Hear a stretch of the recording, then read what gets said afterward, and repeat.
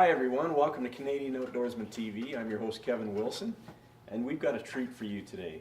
I'm here with Gordy Clausen, otherwise known as, in fact known internationally as Trapper Gord. We're going to take you on a registered trap line today. In fact, we're going to give you a lot more than that. We're going to talk to you a lot about what it means to be a trapper in the 21st century.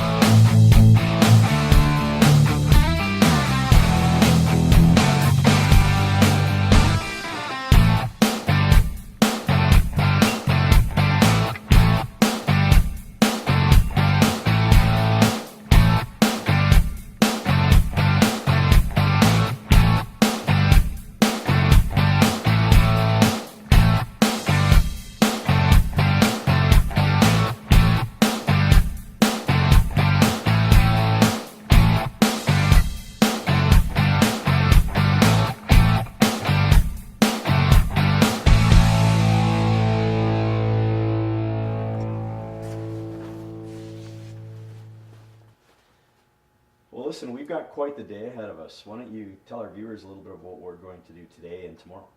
Well, real quickly, Kevin, is that what we're going to do is we're going to, I got to take some fur in to ship out to one of the fur auction houses, one of the Canadian fur auction houses. We're going to come back. I'm going to show you around my college a little bit and explain to you what we do here. Then from there, we're going to head down to the trap line. It's about an hour and a half from here. We're going to get on our sleds, go into the cabin, light a fire. And once we know we've got a warm spot to come back to, we're going to head out on the line, check a bunch of traps. Hopefully we can set some more traps. It's always an ongoing thing. From there we'll spend the night in there, go back out, run another loop on the trap line, and then head out back to civilization sometime tomorrow night. Perfect. Looking forward to it. Yeah, it's going to be a good run, especially now that it's cooled off. Excellent. So there's a couple fur auction houses in Canada, a couple of largest fur auction houses in the world. Definitely a couple of the largest in North America, and anyhow, so that they have last receiving dates. So we act as an agent for both. So trappers bring in drop their fur off here, and then we collect all the fur up as a gathering point, as a hub. Then we take it in, and at the different receiving dates, we ship it out, take it into Grand Prairie, ship it out to go to the auction houses. So this stuff here is destined for Ontario today. Okay, we're gonna pack up the sleds. We just get everything on, get our freight in for spend a night or two out in here, and then we're going to head in. It's about an 8-kilometer sleigh ride from our staging area here into the cabin. All right, Gordy, well, basically I noticed you're packing all kinds of extra stuff. I'm assuming survival gear? Takes a lot of stuff to be a trapper, and you just never know what you're going to run into here, and you just have to be prepared. Better safe than sorry. Exactly, yeah. All right, we ready to go? I'm ready. Good, let's roll. All right.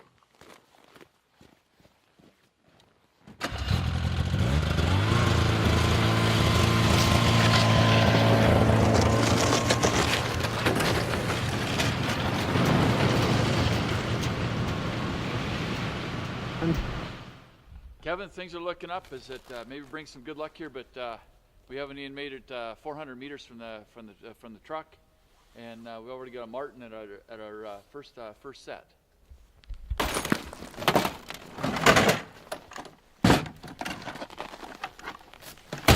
Smell a skunk? Yeah.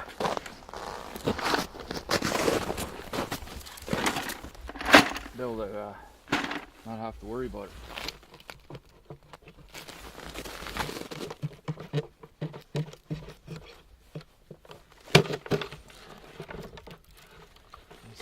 How long has that trap been set? This here's produced, this is my third marten out of this set this year. And it's been set here for, I don't know, it's just since I checked this trap last, I pulled a marten out of it maybe 5 days. This is so different than hunting, because hunting, you know, if you got a set of binoculars and a hunting knife, and a good rifle, you know, that's pretty well all that you really need. This marten here was caught with a classic double strike. Took it across the back of the neck and across the abdomen. So this thing would have been knocked out, is that if and he may have been killed instantly. These traps are made to meet or exceed the standards put out by the Agreement on International Humane Trap Standards. This animal, the way the traps are designed to kill him in 120 seconds. Render him unconscious, kill him in 120 seconds. This one here had a classic double strike, one across here, across the thorax, and is it then another one just behind the ears, and then the second one going across the abdomen. So Gordy, what would this marten be worth? So last year I averaged $150 on all of my marten, and this one here is, it's not the largest in the world, but odds are is really good that I'll probably get $150. Some years I've averaged 200 straight across the board, but it's probably $150 marten right here. Excellent. Yeah, beautiful. Very nice. Yeah, some hunters are really honest. Other guys maybe not quite so much. So you lose cameras from time to time. Yeah, and down here, out in the bush, it's far enough out that the hunters have been just absolutely excellent. Really good.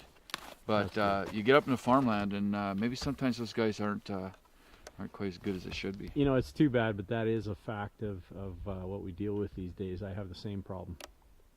So Gordy, again, the reason we got the bait here and the reason we got the camera is just simply to monitor the wolves. Yeah, it's just all part of my trapline management. Perfect.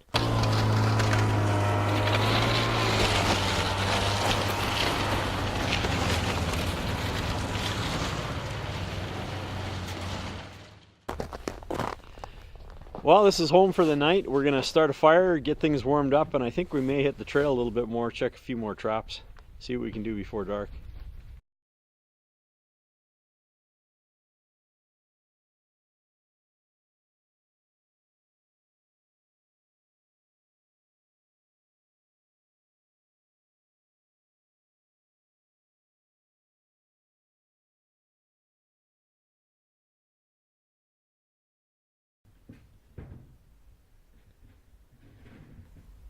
So Kevin, one of the benefits to trappers is that nobody knows a given chunk of ground better than a trapper does, and is that there's all kinds. Everybody has trapline has really super unique things that are on their trapline.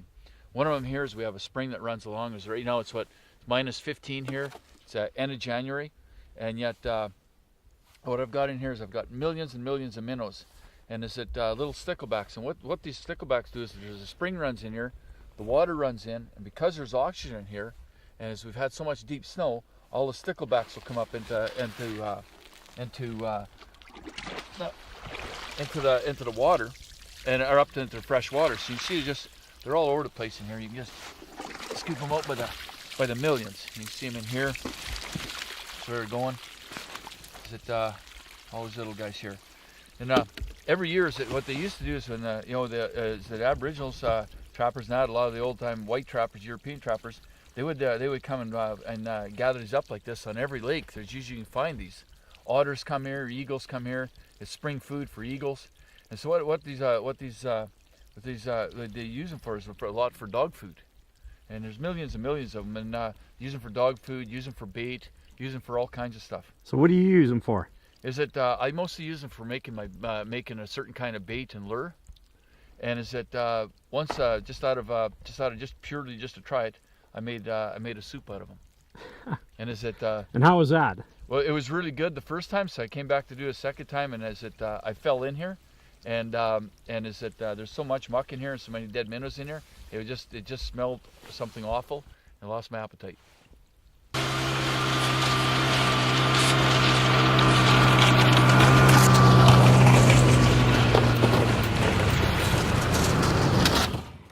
So got a pretty good looks like a pretty good male here, Kevin.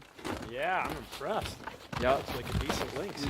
We set this trap. My son and my daughter-in-law set this trap on Saturday. It was the first set they got caught up to. So Saturday at noon. Yeah, it's beautiful lynx. See the nice clear belly on him. Brown spots or black spots. That's a beautiful, beautiful, beautiful lynx. So Gordy, tell me a little bit about how this one works here. Okay, so what this is, Kevin? This is just a standard, just a traditional lynx pen, And is that the whole idea of it is to get a cat. Cats love to rub. They love to rub on things. So you see I've got a peeled post in there. Is it nice rotted spruce post that I've put lure on it, especially designed for cats. And is it they're formulated for cats. And what a cat will do is when he comes walking up, he's going to be attracted by the wing, by the motion. He's going to come over and check it. And cats are so fussy; they got to be right off the trail, or else they wouldn't be bothered to walk another 2 feet to go into it. But once they come to a pen like this and they see something that interests them, what they'll do is they'll circle it 2 or 3 times. When they've convinced themselves that they can't go into it, they find this opening, is they'll stand here, and then by putting that X there, I have my snare right here. When the lynx comes in, he'll put his foot in there to go in so he can rub the post, and that's when the snare drops around their neck. Done deal. Right close to here, right on the carotid arteries, is that this guy didn't even know. He staggered back to here and he fell over. You can see the cable here is the ones that he didn't even put up a fight. Fascinating. Very nice looking cat. Oh, it's a beautiful cat. This is really something else. I have never laid hands on a lynx before, and this is absolutely fascinating. I can't believe the size of the paws. Look at the head here and those ears. Pretty incredible. If you ever get a chance to do this, to go on a registered trap line with somebody that knows what they're doing, I highly recommend it. This is absolutely incredible.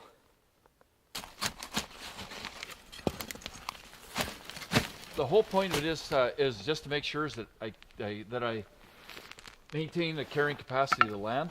By taking a few lynx every year, is that I don't take any more. We're under a strict quota, but by taking a few lynx every year, I'm guaranteed that I can trap lynx year after year after year.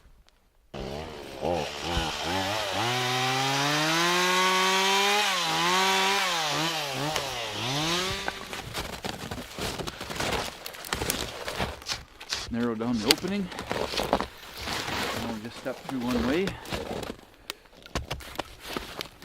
Kevin, the reason I wanted to choose this spot here is because I know lynx are coming through here. We got fresh lynx tracks going along here, and we came across even fresher ones farther down the trail. They were going back and forth here all the time, and the rabbits love to go down and feed the willow bed, and then they come up higher up here, and it gives them lots of cover from hawks and owls, that kind of stuff. It's such thick stuff. So my whole plan is just to set a series of these right along the trail. Lynx are going to be walking along here looking for rabbits, just wandering along. They're going to find my offerings. Is that if they circle around the pan, if they step into it, they're either going to get caught in a trap or a snare. Construction is pretty simple. It's just a matter of making sure that the lynx can walk around and can see in, but he can't actually get in there himself.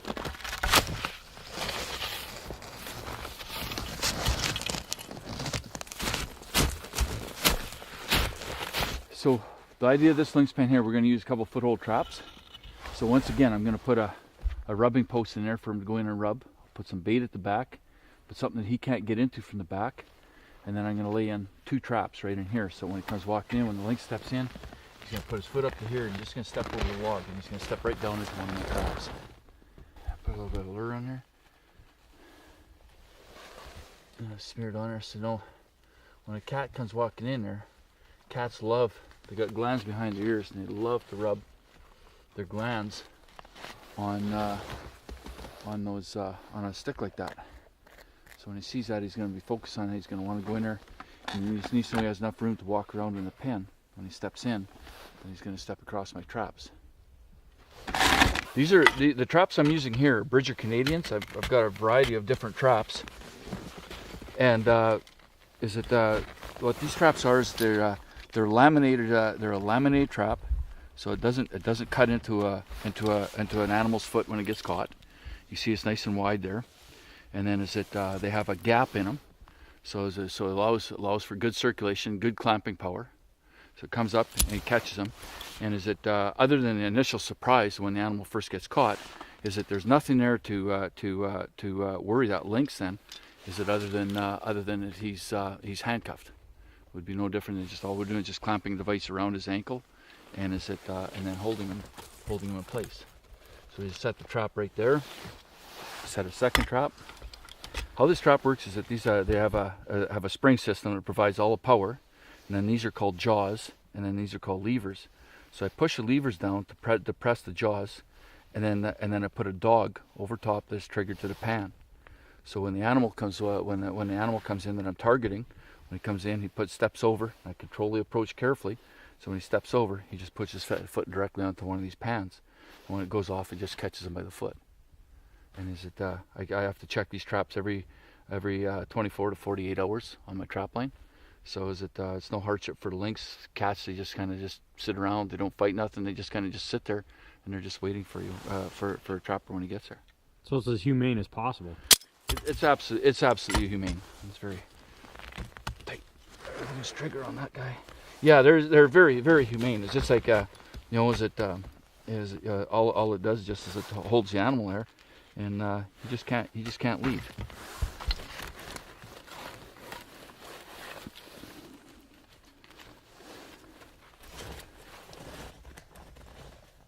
And there's a finished product. Well, Gordy, this has been a great first day. We've picked up a couple animals. We've set a trap. I'm learning a lot. Thanks for bringing me out. We're at the end of the first day. We're losing light. We probably have another hour. What are we going to do for that last hour? Well, probably for the next hour into dark, and then probably for an hour after dark, we'll just continue setting lynx pens all along here. Okay. And then come out and check them in the morning. With a little luck, we might have a lynx standing in one. All right, let's do it. And I have it on good authority. You got some moose steak back at the... Oh, yeah. Yeah, Excellent. there's moose steak there. Looking forward to it. And scotch. Excellent. Yeah. Okay. All right, let's go. Well, so we just got back to the cabin and revved up the generator. We're gonna sit down to some dinner here. I'll tell you what, this has been a fantastic day. Again, for me, being on a registered trap line was an absolutely phenomenal experience for the first day. I can't wait to see what tomorrow's like. But for now, let's go in where it's warm and enjoy a meal.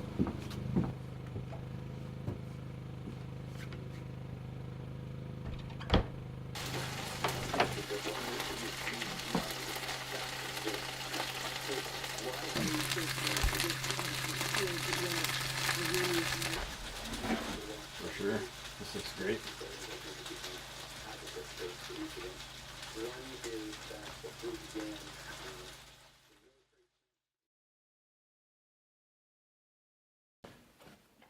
Well, it's day 2 of our trapline adventure with Gordy Clausen.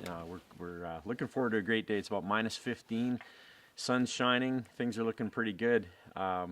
We may see if we can find some traps that are holding some marten and lynx, and hopefully we'll get lucky. But for the most part, today's going to involve setting traps and taking a look at some different country. We might even try and go see if we can set an otter trap.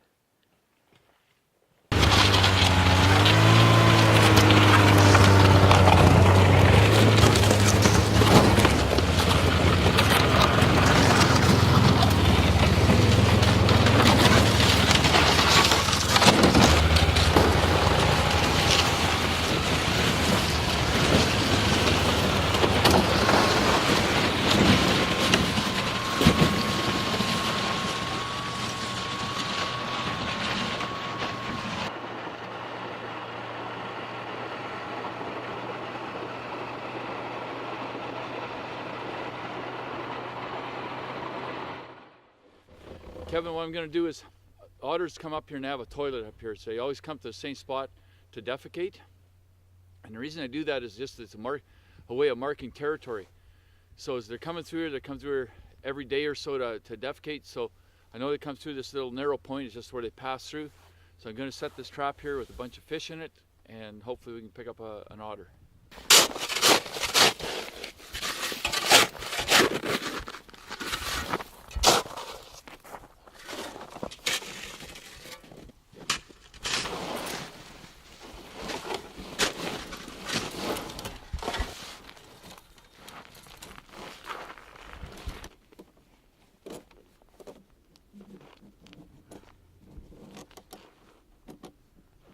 This trap here is a 330 Belial. As it Canadian trap standards are without question of the highest humane trap standards in the world, and it all ties back to agreement on international humane trap standards. And Canadian traps meet or exceed, in most cases, far exceed the conditions set out by AHITIS, or the agreement on international humane trap standards. This particular trap here, is the standard it has to meet is it has to render the unconscious, a large animal like an otter, unconscious with the blow, with the initial strike, and then the animal has to be dead within 300 seconds. And the next time an otter comes up here, he's going to look at that. He's going to see this. He's going to be curious about it, and hopefully with a little bit of luck, I can get him to come in there. And you see I got fish in there at the back, a lot of fish. And big fish. Fish like this otter's never seen in this lake. So when he comes in here, he's going to get that. Hopefully as he goes in. And part of it is a sales pitch now, is if I can get him in that far, where he's in this far into this box, it's 4 feet long. If he's that far into the box, he's going to have, it's like doing sales. It's going to be hard for him then not to close the deal by going in. That fish is right within his reach. All he has to do is just cross through my trap.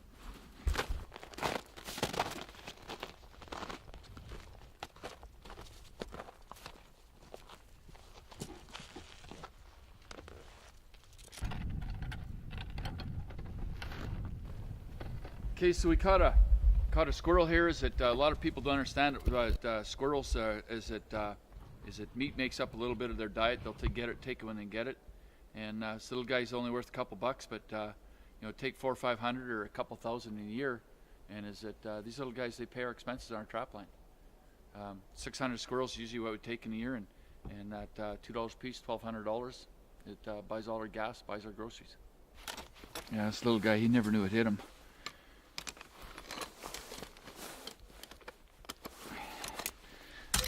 Bad start to his work week. Well, Gord, I got to thank you. This has been an exceptional 2 days. Something we didn't cover is really, why do you trap?